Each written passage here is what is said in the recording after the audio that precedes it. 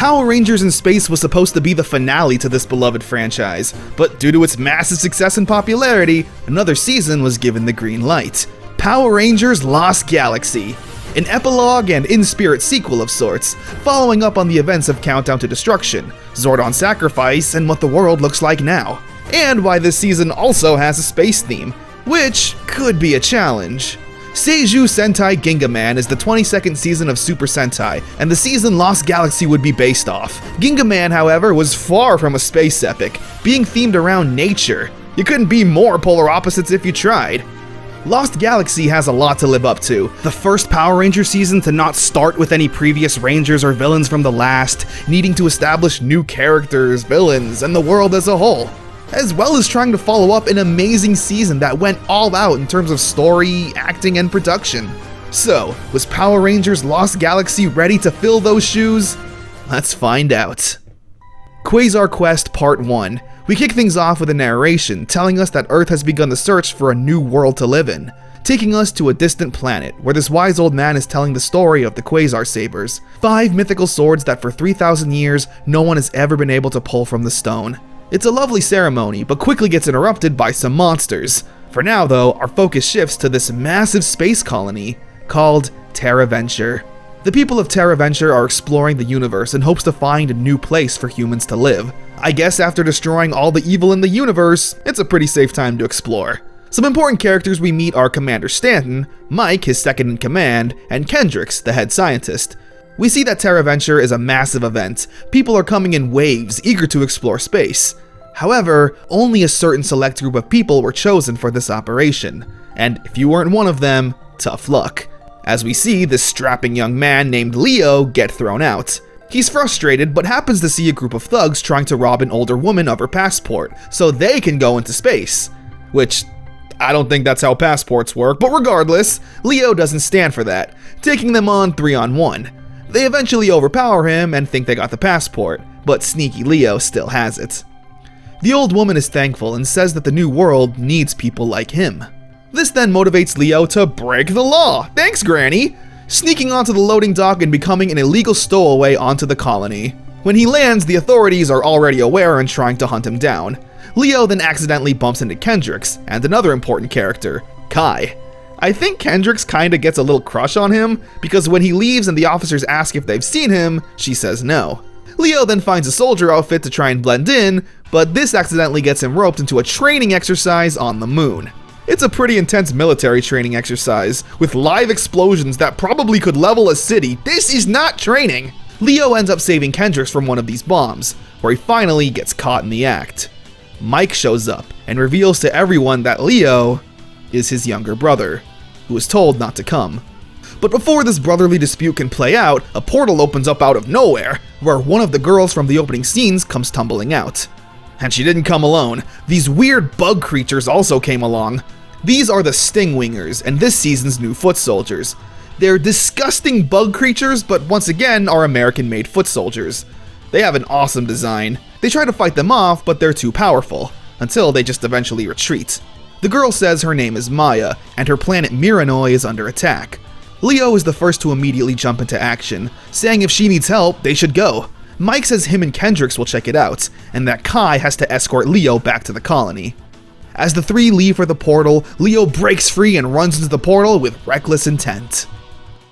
Part 2 opens up with Kai feeling guilty for leaving Leo behind, but he gets a plan when he sees a flyer for the Astro Megaship Museum? Wait, what do you mean museum? That's Andros' actual ship. How else is he flying around space? And not only is the Astro Megaship still hanging around, but so is Alpha.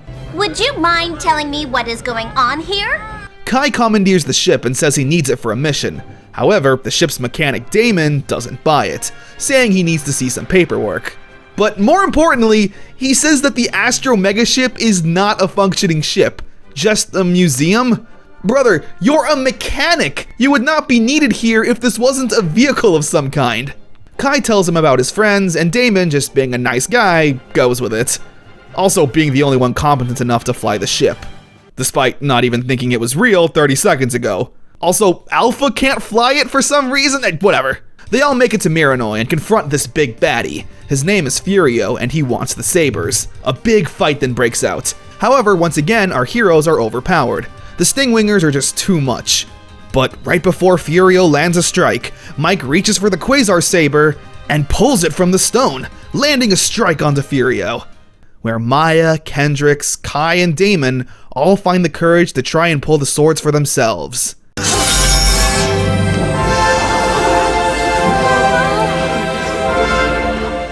Before they can celebrate though, Furio casts some kind of spell that's turning Mirinoi into stone. During the spell, the ground opens up, and Mike falls in. Leo tries to pull him up, but Mike says he can't hold on for much longer, instead telling Leo to grab the Quasar Saber. When he does, he tells his little brother to carry on in his place, and that he's always been proud of him, before letting go and falling into the abyss, and the floor closing back up. Leo is immediately filled with anger, but before he can do anything, the sabers get a surge of power. Our heroes hold them up high, and with a strike of lightning,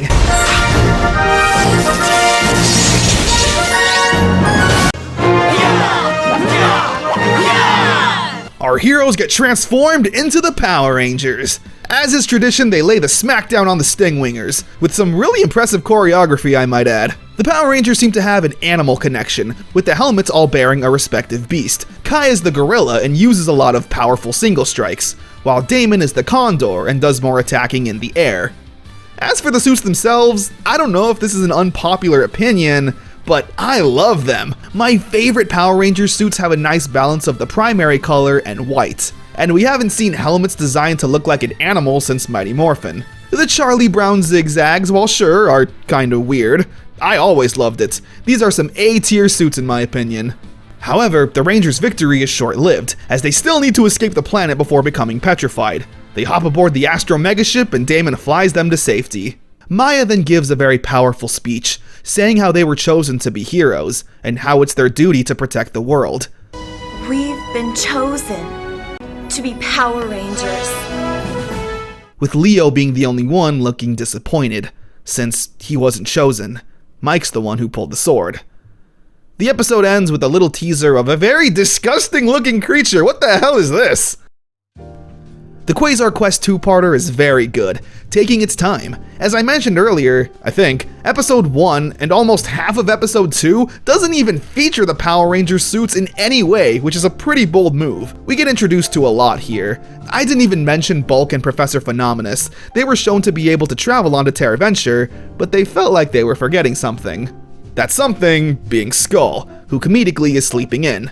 The reason for this though isn't sad, luckily. Jason Narvi just wanted to pursue a college education and left the show. It's not like it matters anyway. Bulk and Phenomenus probably show up maybe 2 more times this entire season.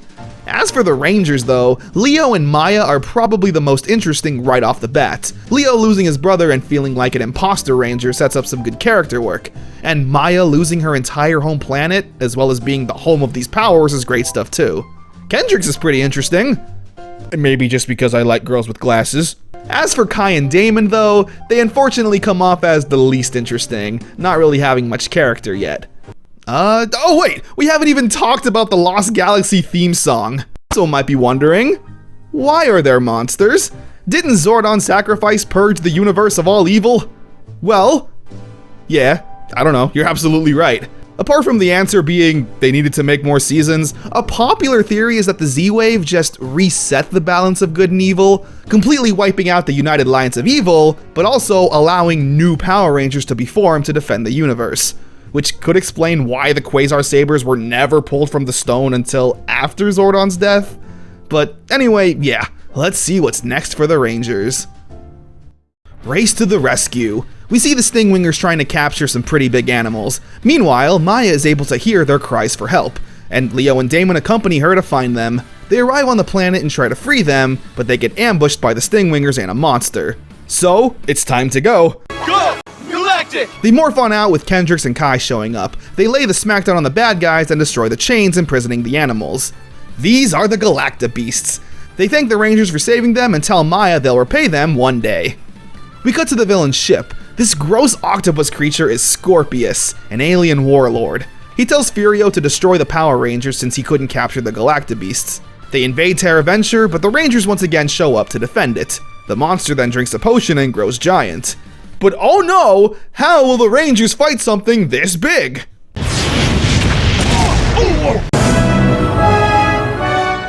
Yup, as you could guess, the Galacta Beasts show up to help. They blow up the monsters and have some big help in the future. I also love the suit work on these creatures. In some shots, they genuinely look horrifying. Like, look at this condor here. This is a Godzilla boss. Rookie in red. We see Leo training by himself in the woods, frustrated and saddened about his brother. He hasn't come to terms with himself with what's going on, and is beating himself up, saying he'll never be as good as Mike. That I would do everything in my power to become the Red Ranger he would have been proud of. We also get introduced to this lovely girl, Trina. She's Scorpius' daughter. For now, she doesn't do much, but just remember that she exists. I guess in an attempt to be like Mike, Leo joins the GSA. Kai is tasked to train him, however, Leo clearly isn't built for this, breaking the rules and being fairly lazy. Meanwhile, Furio meets up with an arms dealer who's in possession of some artifacts. The Trans Daggers. They're powerful weapons that were thought impossible to be in possession of, so he tasks him to steal the Quazar Sabers. The main focus of this episode is Leo. He mistakenly leaves the GSA's weapons door open and the enemies ransack it. Not only that, but the monster is actually also able to steal 4 of the Ranger Sabers, where Leo has to learn to accept responsibility and get the sabers back. Not only that, but also gets his hands on the Trans Daggers. Yeah, that's right, Power Rangers believes in trans rights. And trans lefts. Boom! They are daggers that can transform into different styles of weapons, like a blaster or a claw. They destroy the monster and use the red line Galacta Beast to when the monster goes big. And Leo resigns from the Force.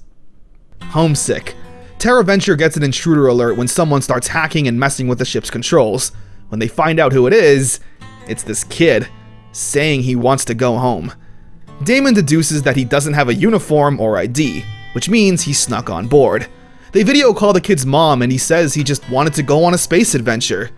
But Commander Stanton explains that TerraVenture is on a one-way trip to find a new world. So this kid is stuck here and will never see his mom again. Oh, honey, I'm never gonna see you again. Jesus Christ, that's pretty sad. Damon takes him under his wing to work as a junior mechanic. Not a lot happens. Furio and the monsters attack, and this kid uses his hacking skills to trap them in the elevator before they gain control of the ship. We do get something important though. The Rangers use the power of their Trans Daggers to imbue the Galacta Beasts, transforming them into robotic versions of themselves. You know what this means, play that music!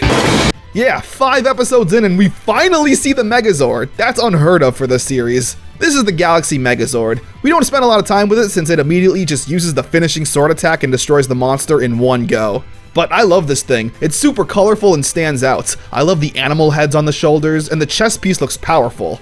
And this was the first ever Power Rangers toy I ever remember getting for my birthday. Yeah, you're looking at the same exact figure I got back in 1999. I love it. The Lights of Orion.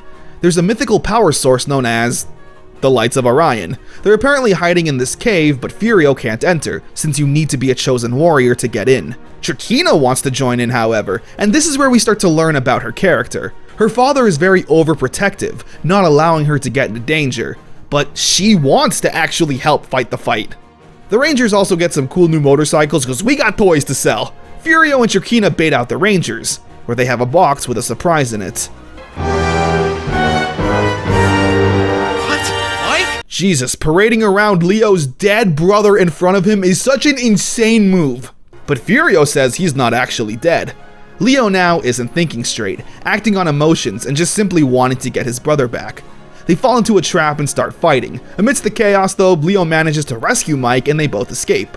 Leo's trying to ask questions, but Mike insists there's no time and that they need to go to the cave to find the Lights of Orion. They go inside and find a box. But that's when Mike knocks out Leo and takes it for himself. The Rangers are horrified to see that Mike betrayed them.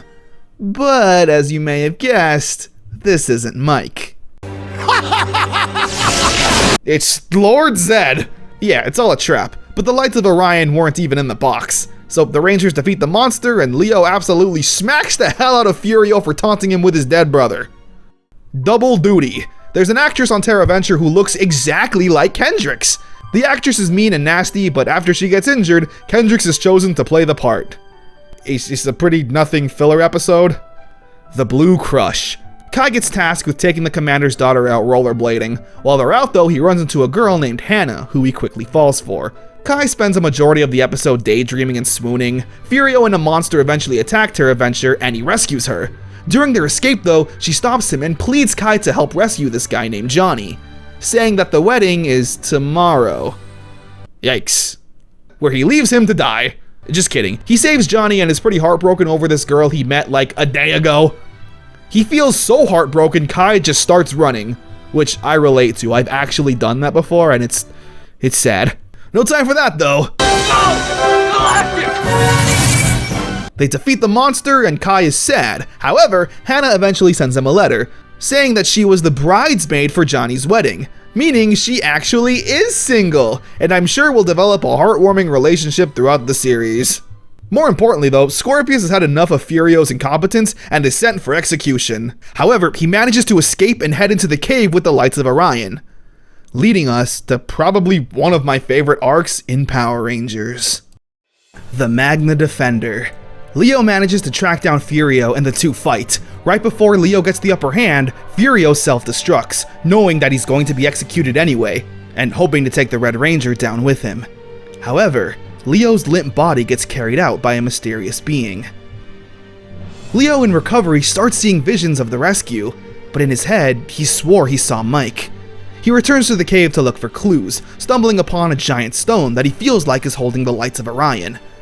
They start analyzing it on Terra Venture, not being able to open up the rock.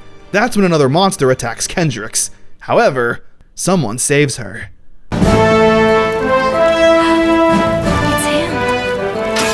This guy is so cool. While he does save Kendrick, he also demands she gives him the stone.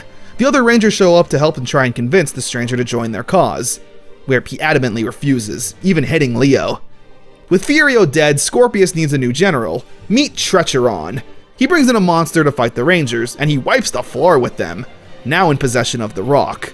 However, that means a familiar face makes his return.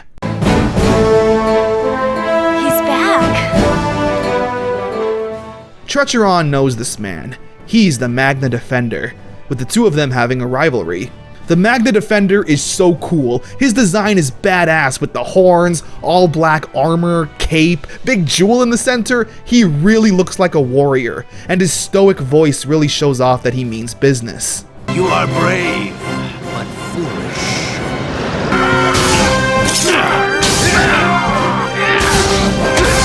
Destroying everyone all by himself. This is easily the best 6th Ranger introduction so far. The Magna Defender comes off like such an ass kicker who you don't want to mess with. He explains how him and Treacheron know each other. They were both looking for the Lights of Orion, and in his weakened state, Treacheron took advantage of him and split open the Earth, trapping the Magna Defender inside, until he found a way out. The two have another fight while the Rangers summon the Megazord to fight the monster. When they're done, they come back down to help the Magna Defender, but Treacheron uses this time to escape. They once again try to convince him to join their side, saying they're fighting for the same thing. But the Magna Defender claims that they have no idea what he's fighting for. Leo was convinced that this man was Mike, but now he's not so sure. Yeah, this guy rules. The Sunflower Search. The episode opens up with the Magna Defender reminiscing on his past and how he got here. His planet was taken over by Scorpius and his gang. The Magna Defender and his Taurozord were the only defenders left, along with his son, Zika, who is being held captive. The Magna Defender is desperate, doing whatever the villains want, as long as they don't hurt his son. They blast at the Magna Defender, and he goes down, the villains laughing and torturing him. They let his son go, but Zika pulls out a dagger, proclaiming he'll save his dad, blasts him, and ends Zika. Zika, please! No! Get up! No! It is such a genuinely sad scene. You feel his pain throughout the entire flashback. Meanwhile, Maya is telling everyone that the sunflowers represent something about beauty and life on her planet. The villains overhear this and send down the same monster that held Zika captive to go down and destroy all the sunflower statues. Okay, it's kind of a desperate plan, but whatever. The Magna Defender of course shows up to fight. However, he's more reckless than usual, seeing that same monster from years ago. His blasts are going everywhere, endangering the people of Terra Venture, but the Magna Defender is only focused on himself. The Rangers try to talk some sense into him, saying he's putting innocent lives at risk, but again, he doesn't care. As they all chase down the monster, he grabs hold of a little girl. He tells the Rangers to put down their weapons, and they do. But the Magna Defender doesn't. He was in this exact position when he lost his son, and he feels like his inaction was the reason he was killed.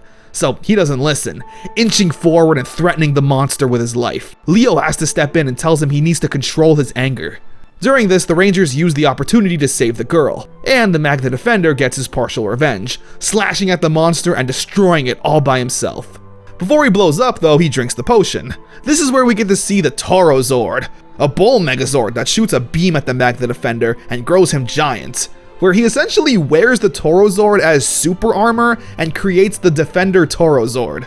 It's a pretty cool megazord, where he naturally lands the finishing blow. The episode ends with the Magna Defender telling the Rangers his story, saying he's only out for revenge, wanting the Lights of Orion to become strong enough to destroy Scorpius. Silent Sleep. Another monster uses a spell to freeze and put the people of Terra Venture to sleep. Leo is the only one who isn't affected though, because during a fight beforehand, the spell hit Mike's dog tags that he's wearing, which cancels the spell. What's more interesting though is Trina. She wants to go with Trecheron when he finds the lights. Throughout every episode, she's been giving pieces of advice here and there and trying to be involved more as a villain. However, Scorpius just keeps writing her off and treating her like a little kid. It's clear he's very overprotective, and Trina herself is in way over her head. She easily gets knocked down though after being bumped into, and Trecheron just sends her home immediately.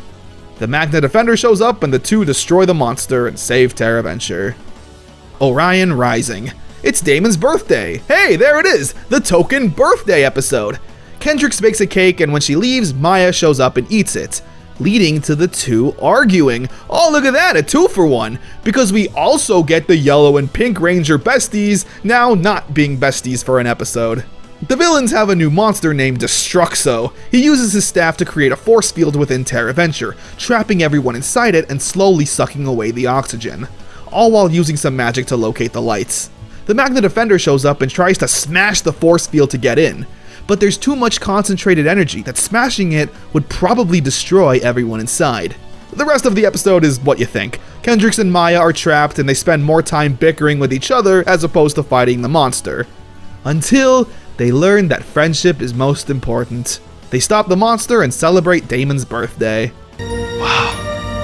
You guys are the best. Why did he sound so genuine right there? That's literally the best line delivery Damon does in the whole series. The episode ends with Maya saying that the Lights of Orion are out there.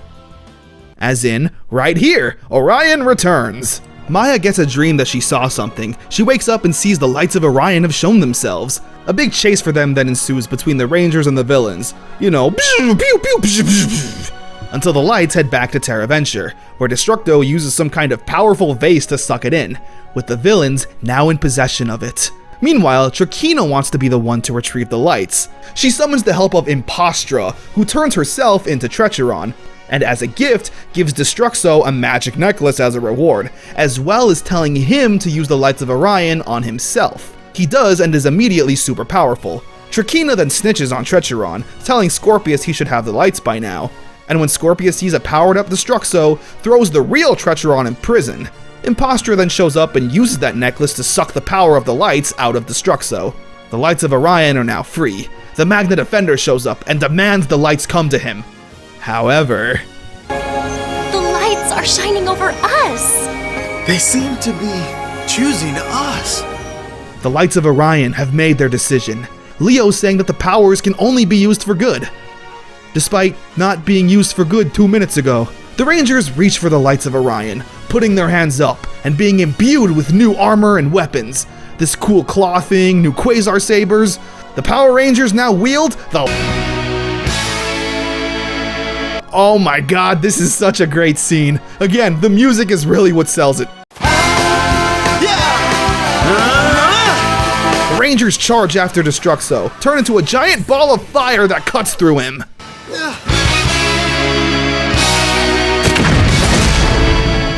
The episode ends with the Magna Defender being upset, and even weakened for some reason. having fits of crippling pain throughout the episode. Shark attack. Two of Trecheron's most loyal generals, who are sharks, inform him that the reason he's in prison is because Trachina betrayed him.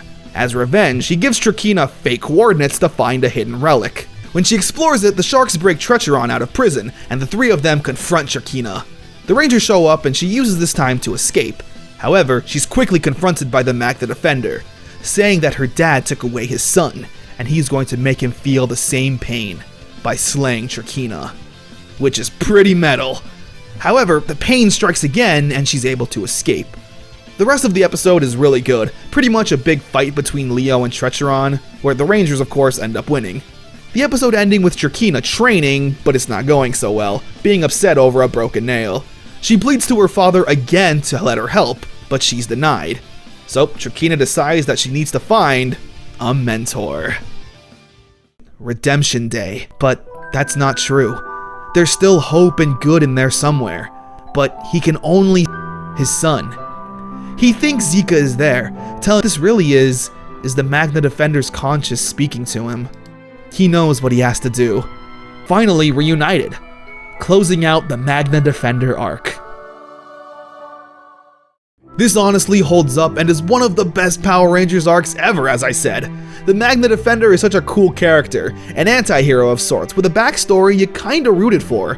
When I was younger, I honestly hated the Rangers during this story. I wanted the Magna Defender to get his revenge for his son. I felt so bad whenever he couldn't get the lights. Some of the arc is a bit fillery, but when it hits hard. There's so much drama and good action, and the music score once again has more orchestral sounds rather than rock.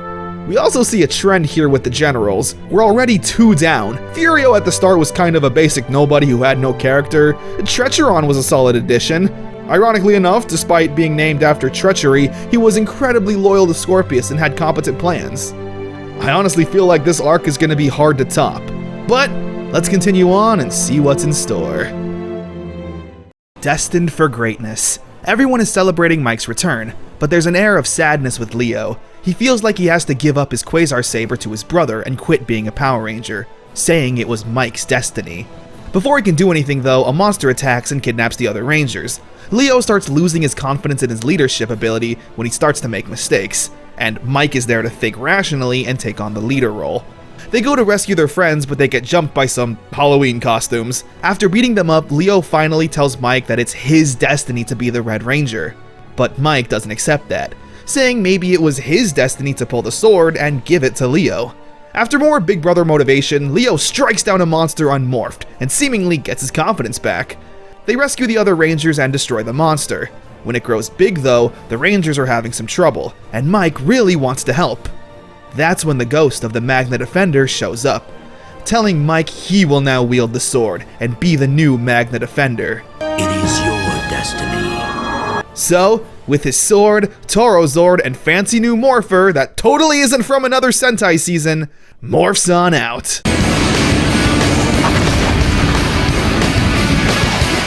This is unbelievable. He summons the Torozord and destroys the monster, with the Rangers now having a new ally.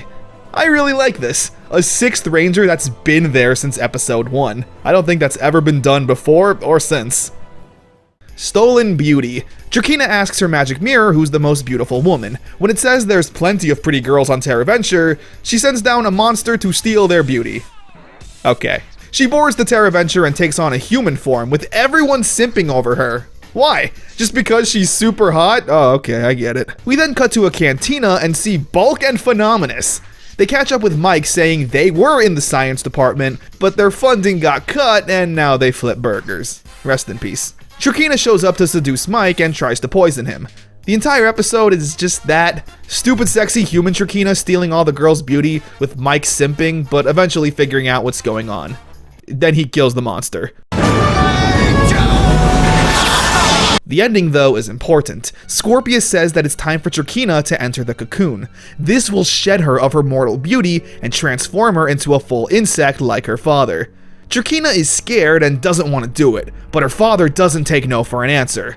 She breaks free from his grasp and escapes the ship, now on the run. The rescue mission. This episode is something else.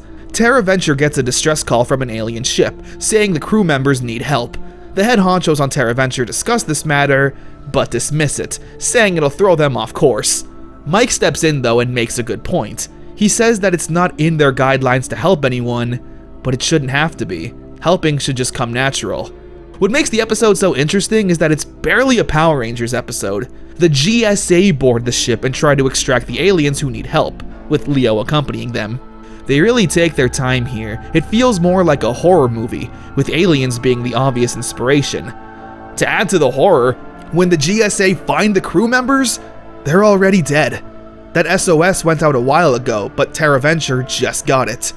Kai then notices a heat signature that's chasing them, and it's moving at an inhuman pace. There's a monster on this ship. But not your typical pudgy pig. No, this thing is actually scary, barely making out its full shape with how fast and hectic its movements are, and making disgusting noises. There's sharp teeth and sharp claws. It slowly hunts down the GSA one member at a time, with some of them having panic attacks and freaking out. I really love the creativity with this episode. It's so dark on this ship, giving us that same claustrophobic feeling. Now, while this monster is terrifying and strong in a vacuum, is it really stronger than the lights of Orion? You know what I'm saying? Like, the Rangers show up to help the crew members out, so why not just use the lights to blast through him like they've been doing? I'm just kidding. I know the episode would only be like 3 minutes in that case. They gotta use their human smarts and abilities to trick the monster and send it into the vacuums of space. They all make it out safe and alive, with Leo and Mike finding a book and taking it back to TerraVenture. The Lost Galacta Beasts Part 1. We start off with Kendrick's trying to decipher the words in the book, which has been given the name The Galaxy Book, but can't figure it out. However, she does see a page on the Galacta Beasts, but some of it was torn out, possibly meaning that there's more out there.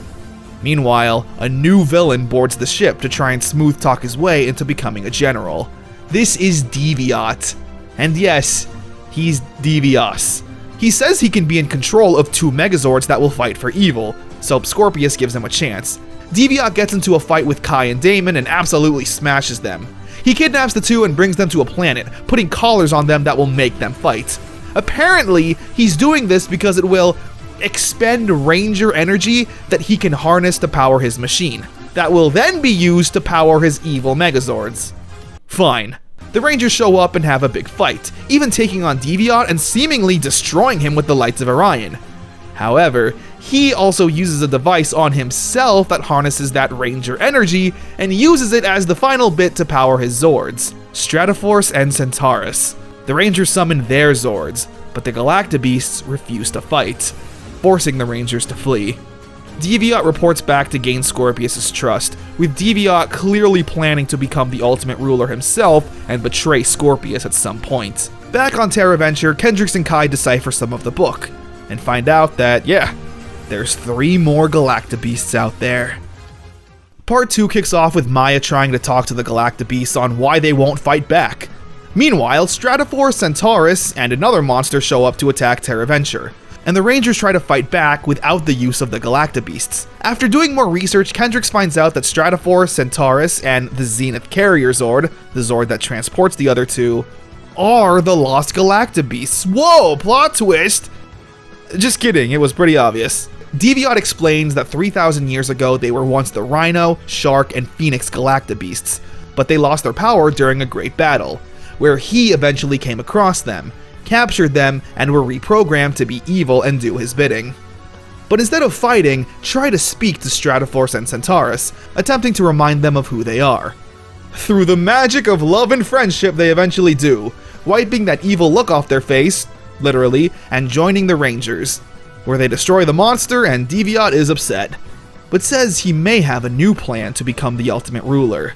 The episode ends with the Rangers celebrating with their new friends.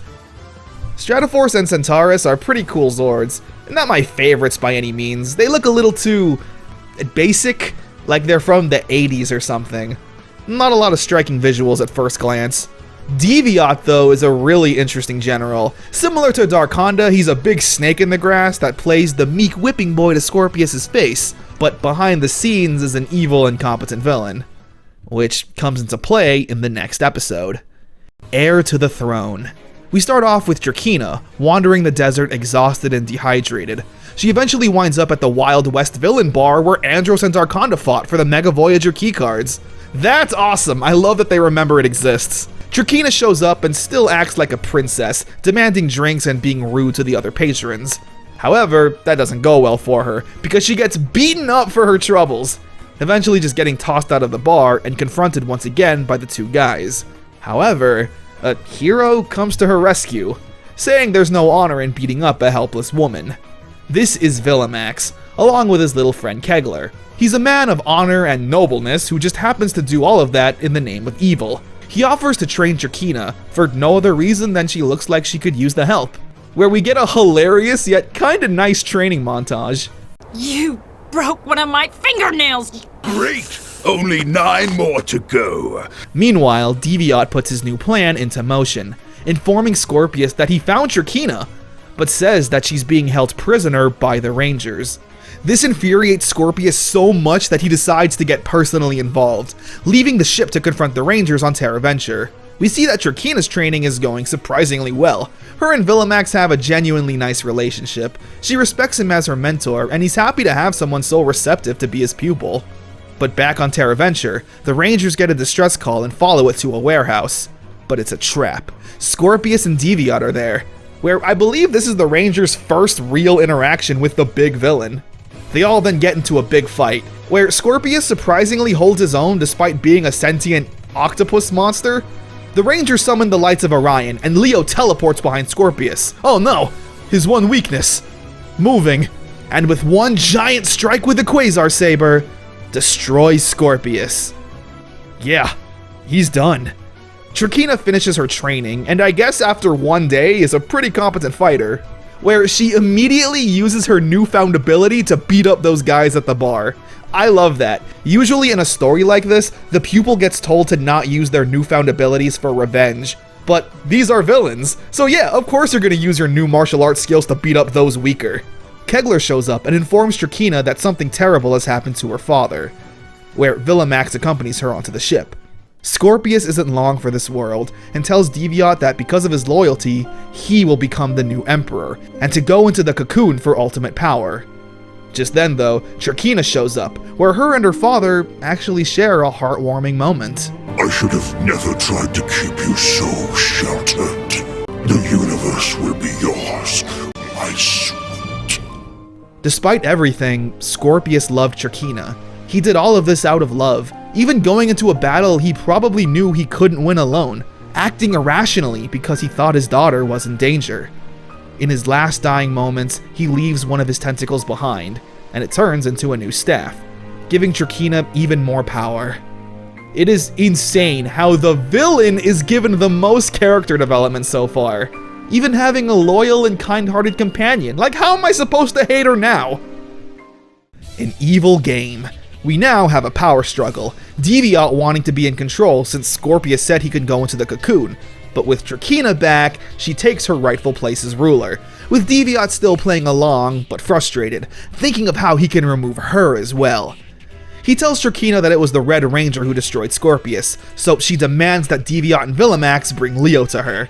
They ambush him in the forest with the other Rangers being held captive. Villamax says that if Leo surrenders himself, he'll let the other Rangers go, which he begrudgingly agrees to. However, when Leo gets sent to Trina's ship and Villamax lets the other Rangers go, Deviot is in disbelief, but Villamax confronts him and says that he gave them his word, and his word is everything.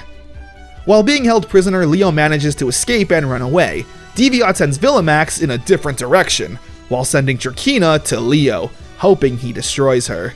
She challenges Leo to a one-on-one fight to avenge her dad, which Leo agrees to in the most unnecessarily sexy way. Go! Galactic! They have a fight, but Deviot sends more monsters to also take out Trina. She defeats them both and interrogates one. Before he snitches on who sent him though, Deviot blows him up.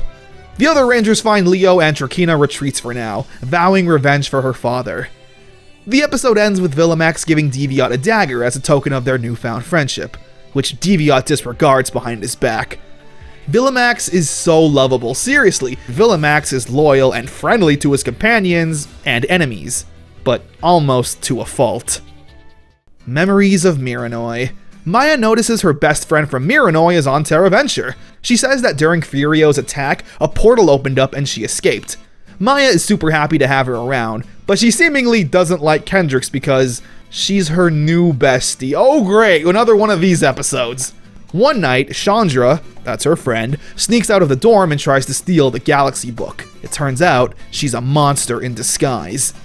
Yup, Chandra was never there, but hey, solid enough plan. They destroy the monster and the girl besties stay besties once again. Green Courage.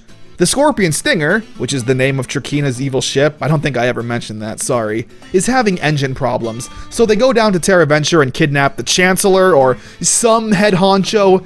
Damon happens to be there and tries to stop it. However, he wasn't able to, and they take her away. The villains then send out a message saying that a mechanic needs to come aboard and fix their ship, otherwise they'll kill this woman. Damon naturally volunteers, mainly because he feels guilty that he couldn't stop her from being kidnapped in the first place. It's a really nice Damon episode, not having any real character development or anything, but at least shining a light on him. Blue to the test. Commander Stanton gets brainwashed and tells the GSA to fly TerraVenture on a certain path. Kai realizes though that this path will have them eventually crash into a burning star. Again, another good episode, mainly with Kai always being a by-the-books kind of person and needing to trust his gut more. Breaking the rules, even if that means telling his higher-ups, no. He of course eventually finds out he's under a spell. They free him, destroy the monster, and Kai gets put in charge for the day. Mean Wheels Mantis. Okay, so there's a praying mantis monster who drives on a motorcycle, okay? And it captures Kendrick and Maya and turns them into a trophy, okay? And then it challenges the boy rangers to a race.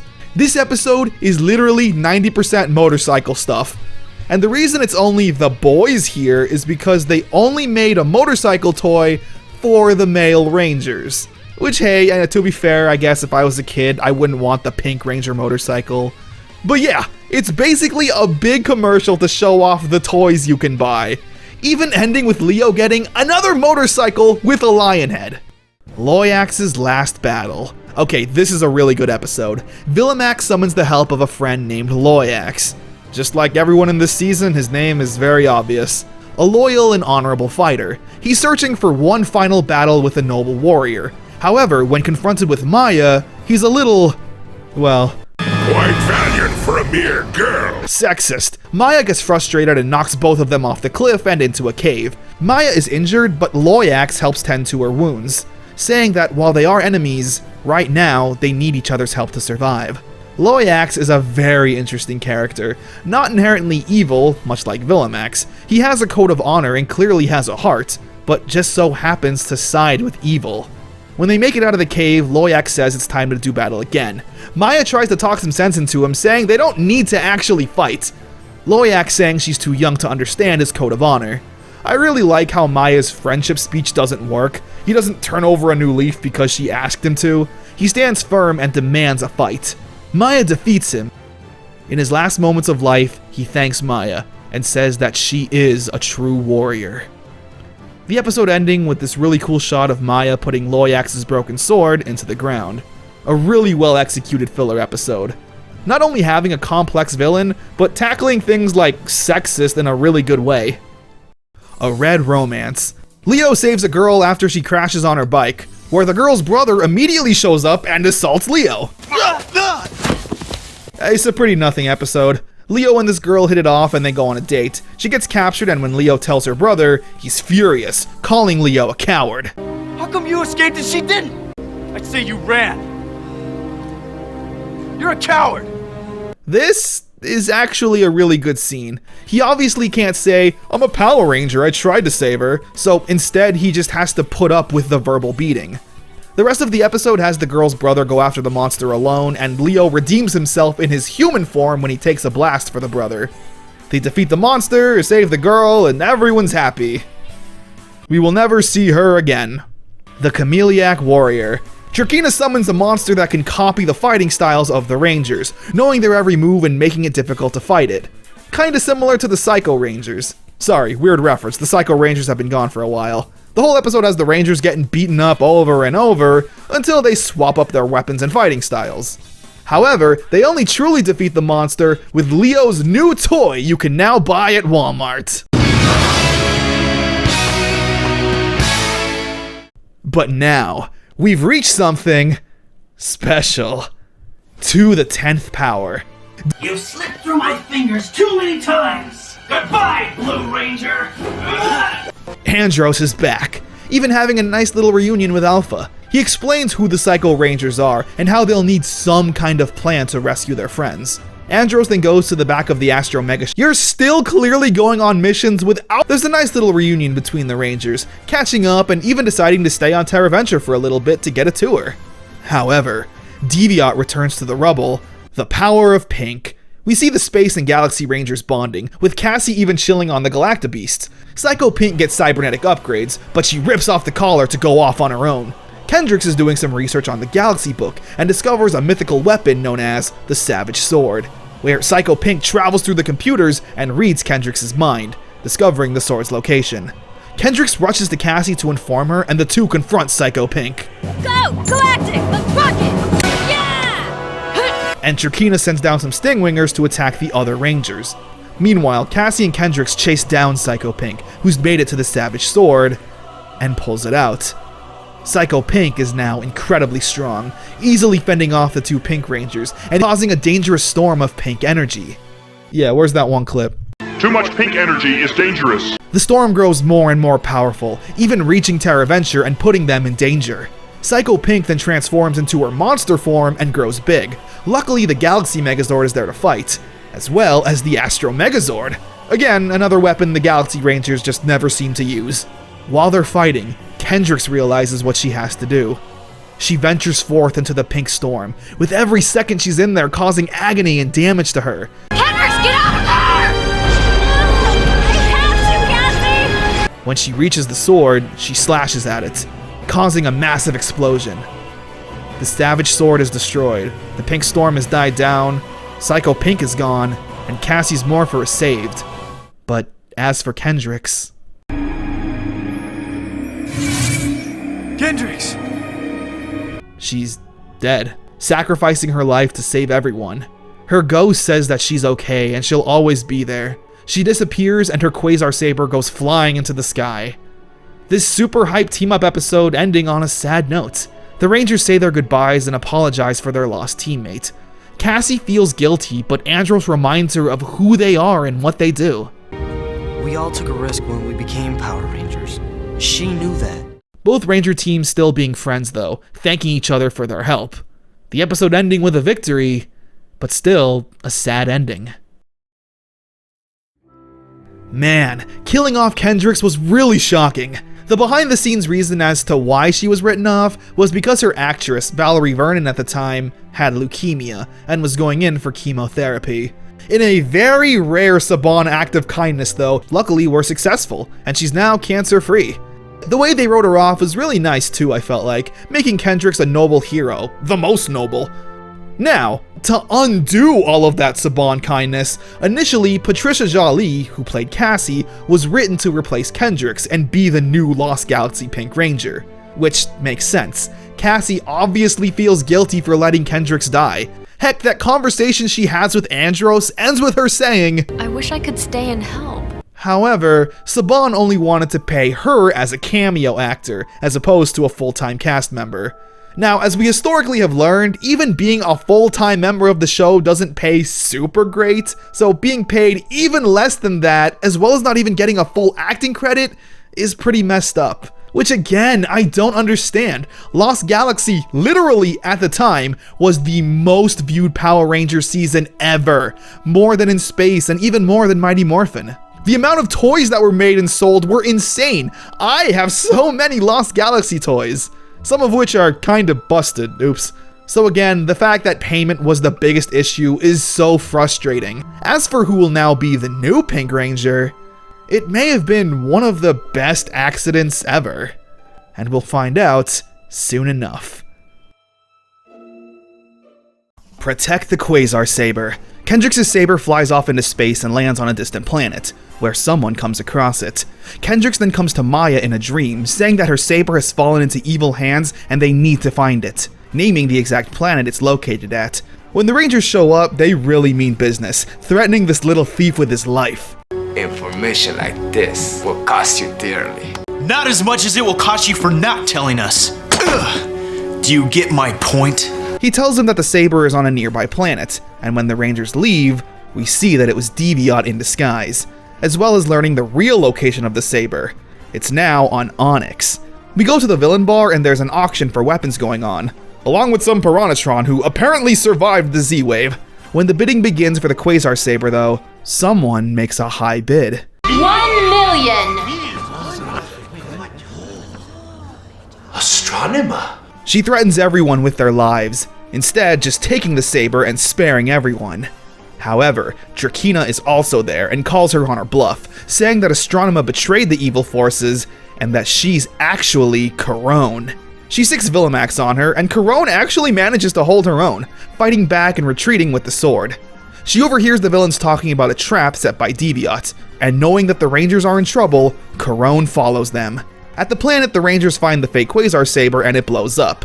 However, Corone shows up and gives them the real saber. A big fight then breaks out for it. Corone is able to hold her own, being pretty skilled. However, with Drakina's training, she's able to overpower Corone, and even throws her off a cliff, Jesus! She's able to grab onto a ledge momentarily, before letting go. Just then though, Kendrick's ghost saves her, and she transfers her Pink Ranger powers onto Corone, who's able to fight back against Drakina, getting a hold of the Quazar Saber, and...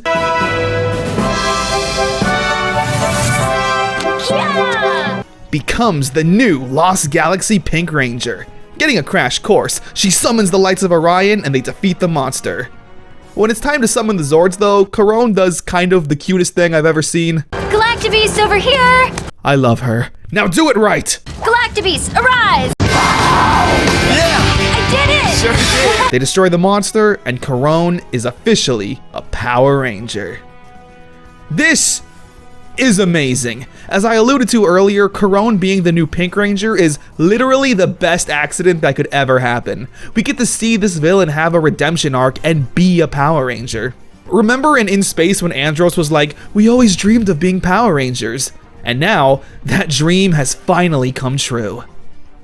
Facing the past, we start off with Corone playing with some kids. Leo shows up and notices how playful and lighthearted Corone is, saying that she's just a big kid. She then, trauma dumps on Leo, saying how she was kidnapped by Darkonda as a kid and never had much of a childhood, so now she's kind of making up for it. Smooth. Drakina then sends down this frequency monster and uses its evil polarity to fry Leo's morpher, now being unable to morph. Corone, however, remembers something from her past. She once did battle with a brave warrior. He possessed a magical key that would grant him unlimited power and make him invincible. To stop him from doing this though, Astronomer turned him into stone. Corone says that those keys should have enough power to fix the morpher. Her and Leo go to the planet, where they're confronted with talking skeletons, who say that before they enter, Corone must face her past. Phantom of Astronomer. The two of them fight until Astronomer gets a hold of Leo, saying it's his life or hers. Corone offers to sacrifice herself in place of Leo. However, this was all just a test to see if Corone has truly changed. And she passed. They go into the cave and find that warrior, but his keys are missing. Regardless though, Corone still feels bad for what she did as Astronomer. She apologizes to the petrified warrior, saying she wishes she could take it all back. Where then, she cries and her tears revive him. Okay, so it's confirmed. Her and Andros just have magical healing tears. He forgives Corone and gives them the key, saying it'll restore Leo's powers, and more. They return back to Terraventure and fight the monster, and when Leo uses the keys,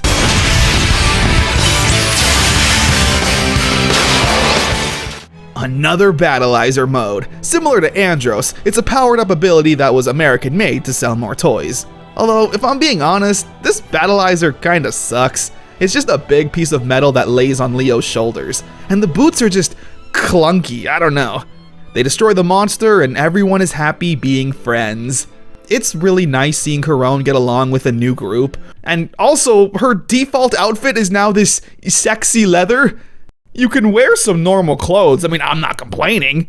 And seeing Corone without all of the astronomer wigs and colorful makeup is making me experience what love truly is. Turn up the volume.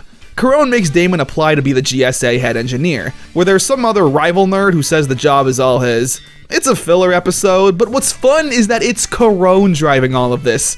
Her character is very much a child in an adult's body, so she excitedly makes Damon sign up despite him not being super into it. She's the one having a rivalry with this nerd. It's tons of fun. Go! Galactic!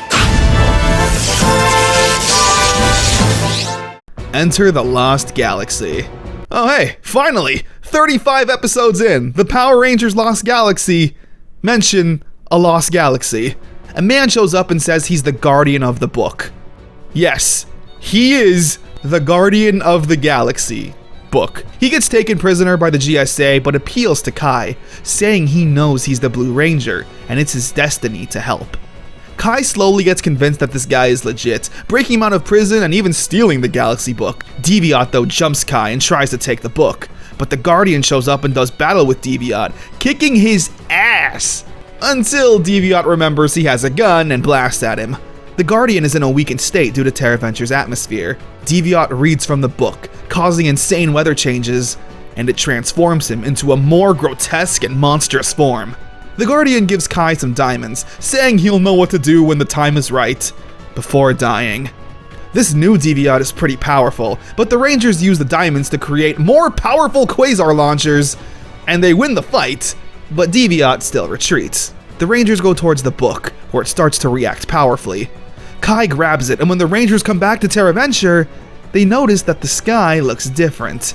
Kai remembers the words that Deviant said from the book, and comes to a realization. We're in the Lost Galaxy.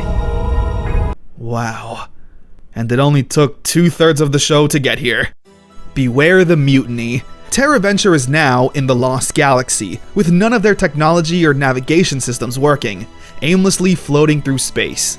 Not only that, but the portal is so strong it even pulls in Trakeena's ship. We then get introduced to a new villain.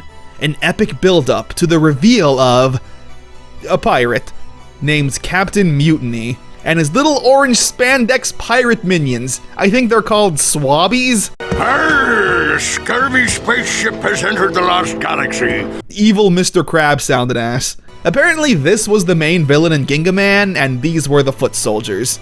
Yeah, thank goodness it was changed. We also see how unhinged in Japanese the Sentai footage is compared to the American, because when Captain Mutiny's ship comes near TerraVenture, this is how Mike describes it.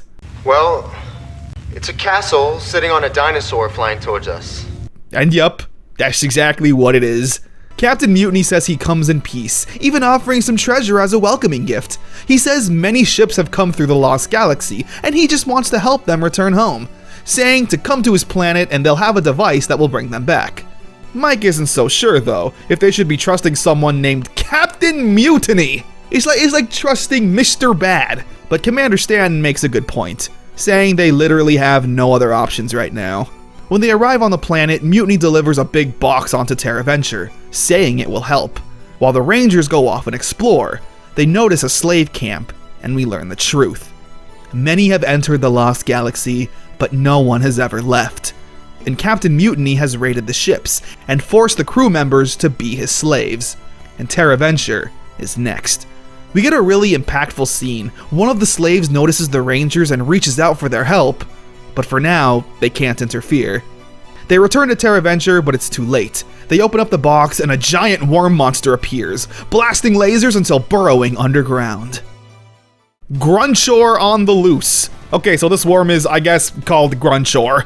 The Rangers track it down and try to destroy it, but it's pretty powerful, seemingly not having a weakness. Deviant then shows up on Captain Mutiny's boat and pledges his alliance to him. What a big snake. He shows up with a tracker and the Rangers fight him. When they get the upper hand, they demand he tells them how to stop Grunthor, where he cowers at their feet and says it's weak to fire, before managing to slip away.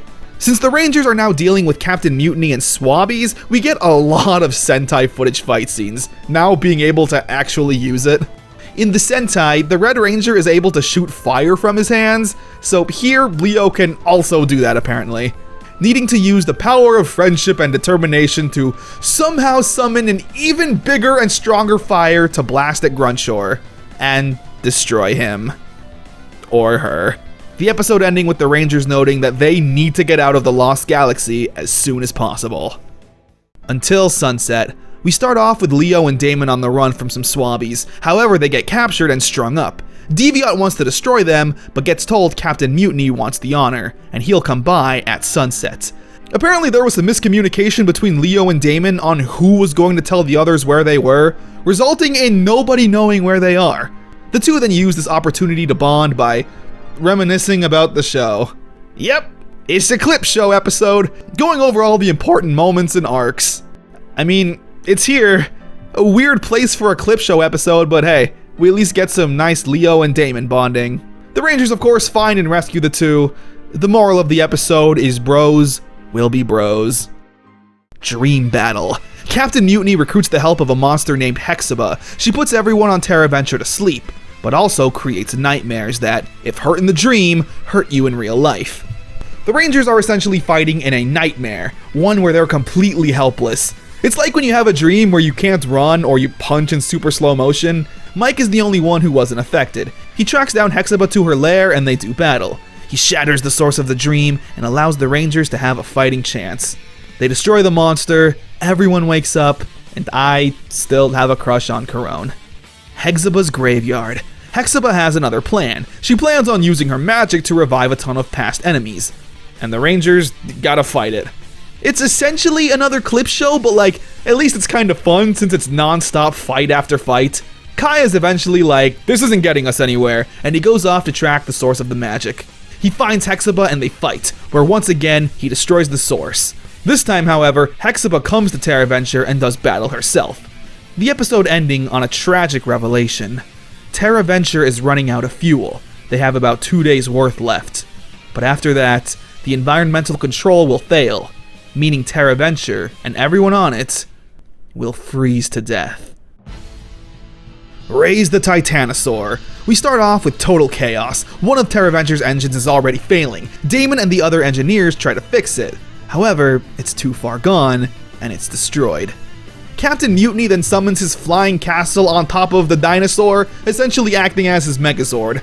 And honestly, the rest of the episode is just one big megazord fight. Seriously, they summon the Galaxy Zord, Torozord, Stratoforce, and Centaurus, and we get their full transformation sequences.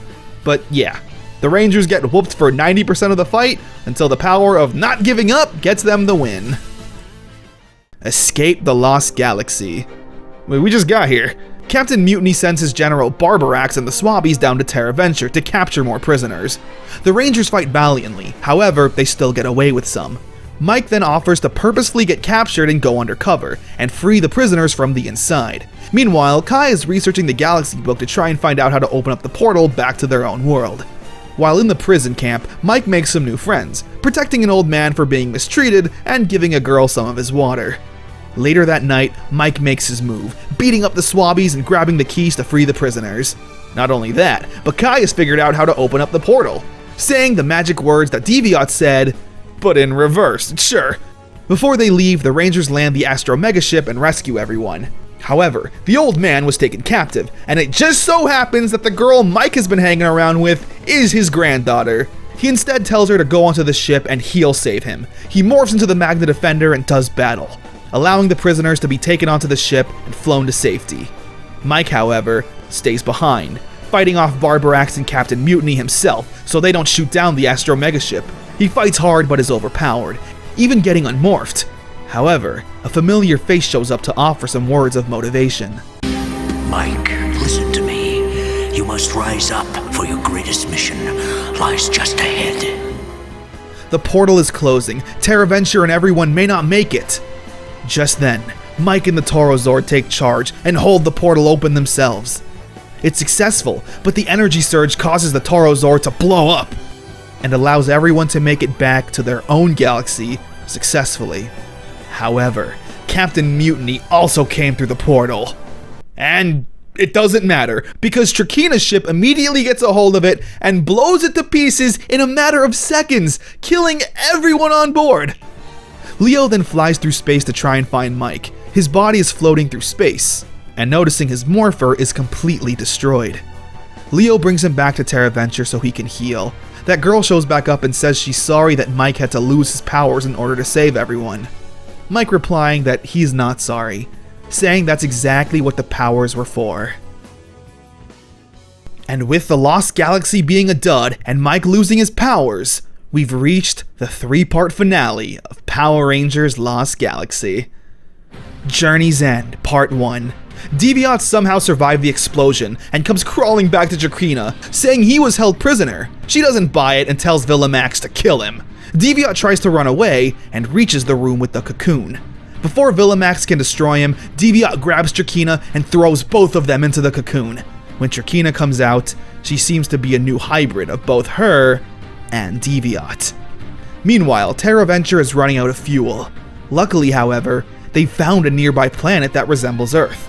There's trees, water, and a livable atmosphere. TerraVenture has found their new world. Everyone is happy and hopeful for the future. A new world untouched by man, where humans can live freely and with hope. This moment of peace is short-lived though, when Trakina shows up and starts blasting at TerraVenture. In its weakened state, the colony is forced to land on the moon, abandoned and without power, completely destroyed and virtually useless. Commander Stanton then gives the order to evacuate TerraVenture, to hop on a spaceship and head to the new world. Trakina then puts her next plan into motion, strapping bombs on the Stingwingers to kamikaze the Rangers and everyone on TerraVenture. Villamax is horrified at this though, saying they don't need to sacrifice their own soldiers for this cause, but this new Trakina is more devious. Deviot's corruptive nature has fused with Trakina, Trakina even saying that none of Deviot himself survived the fusion. It's more so his wicked ways corrupting Trakina's mind. Journey's End, Part 2. Stratoforce and Centaurus are sent to defend TerraVenture from the oncoming kamikaze Stingwingers. Meanwhile, the Rangers are on the ground floor fighting the regular Stingwingers, trying to escort people to the new world on the rocket ship. Villamax is also there, disgusted by Trakina blowing up her soldiers like this. Just then, he hears something behind a pile of rubble, and when he moves it, he sees a little girl, lost and scared, feeling something. Sympathy. Sympathy for someone who's in danger and is in need of help. She asks if he knows where her mom is, and he's confused. Her mother eventually shows up though, but the little girl thinks that it was him who found the mom, and gives him a flower as a token of appreciation. As the Stingwingers get defeated, we get some time with our characters. Kai asking if Leo is glad he still snuck on board that day, and Leo saying he wouldn't change a thing. We also see Mike and Commander Stanton. He says that TerraVenture was supposed to be the capital of the new world. The Stingwingers eventually overwhelm Stratoforce and Centaurus, and completely destroy them. The Scorpion Stinger then comes across the ship taking the citizens to safety, Trakina ordering Villamax to blow it up. But he can't. He says that her vengeance is with the Red Ranger, not the innocent people on that ship, all while still holding that flower the little girl gave him. Trakina is sickened by this and starts attacking Villamax, but he doesn't fight back, not wanting to hit his pupil. But this new corrupted Trakina has no sympathy, striking Villamax over and over.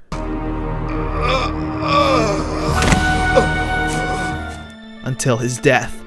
Trakina then instead focuses her attack on the Astro Megaship, causing severe damage to it, to the point where the Rangers need to self-destruct it in hopes to take down Trakina's ship with it. They grab Alpha and fly out of there, sacrificing the Astro Megaship in the process.